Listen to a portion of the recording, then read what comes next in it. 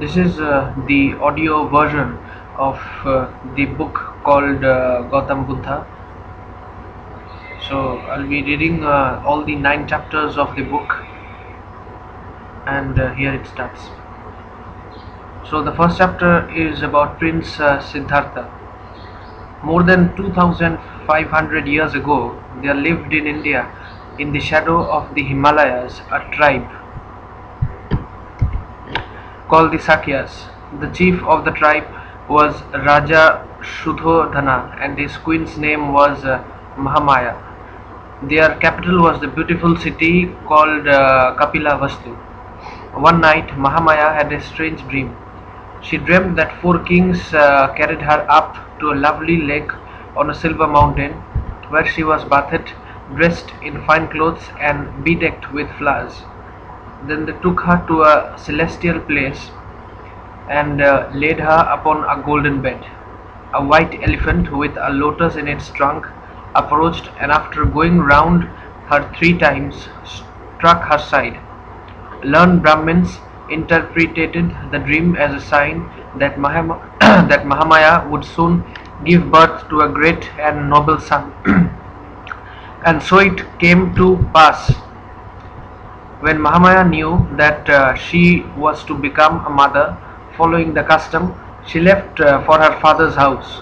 While she was still on her way, however, a son was born to her in a grove of sal trees at Lumbini.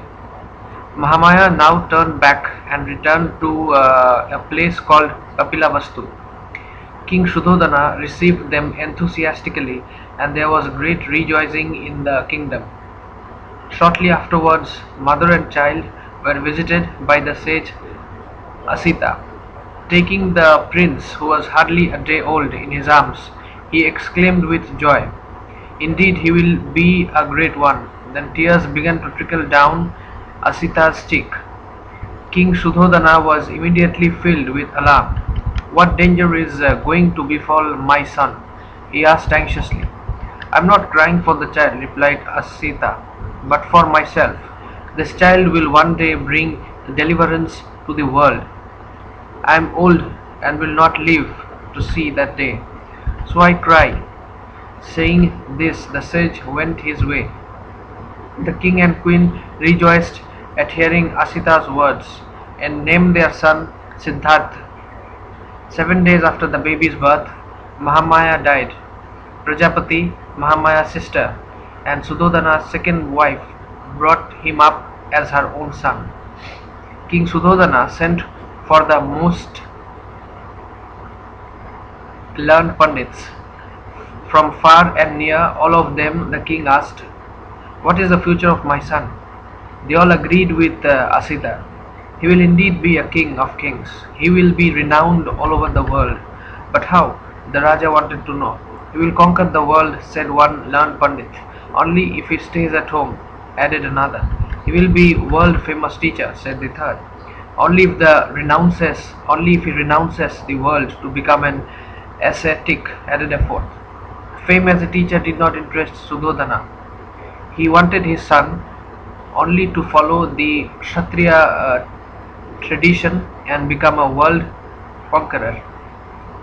"Keep the prince away from ill, sorrow and suffering if you do not want him to renounce the world," warned the pandits.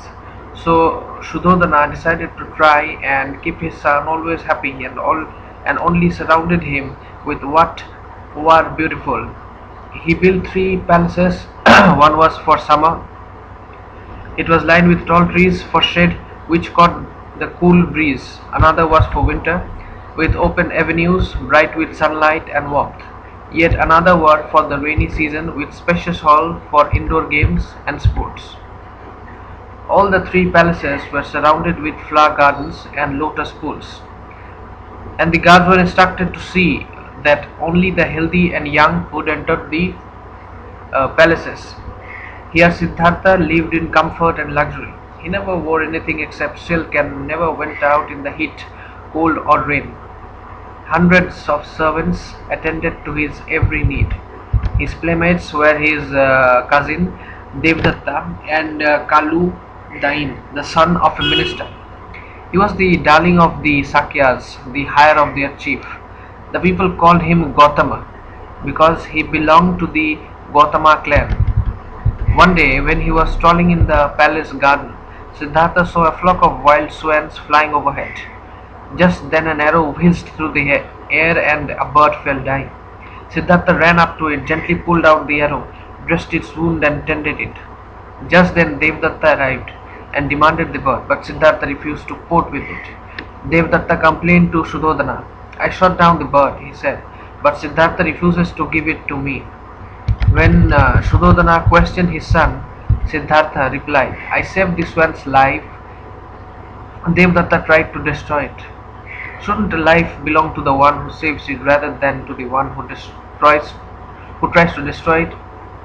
The force of the argument impressed the king. He let Siddhartha have the bird. As Siddhartha grew up, Sudhodana employed the most learned teachers of the land to instruct him.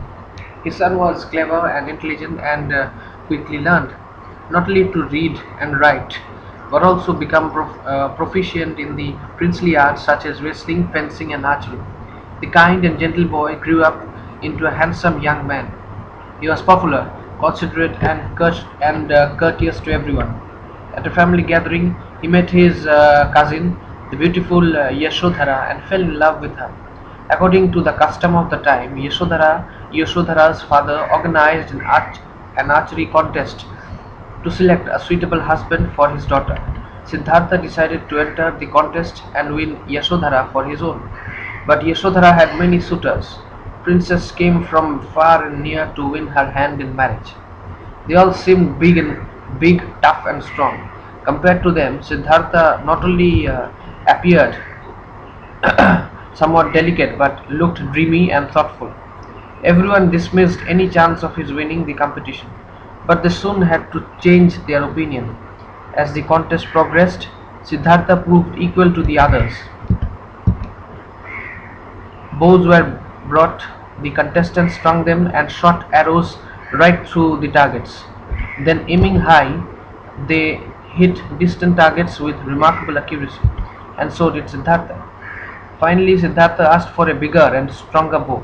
A very large bow called Simha Hanu's bow was kept in the temple. It was so strong that nobody had been able to string it. A few attendants now ran and brought it him, as the people looked on expectantly. Siddhartha picked up the bow and strung it with ease. Then he shot an arrow into the air. The arrow vanished beyond the horizon, making a roaring sound. After this, the other princes conceded defeat. One by one, they all left, and Siddhartha was declared the winner. Sudhodana was very happy. He was now sure that his son would become a great conqueror and thought that Siddhartha would never renounce the world or leave a wife as beautiful as Yashodhara.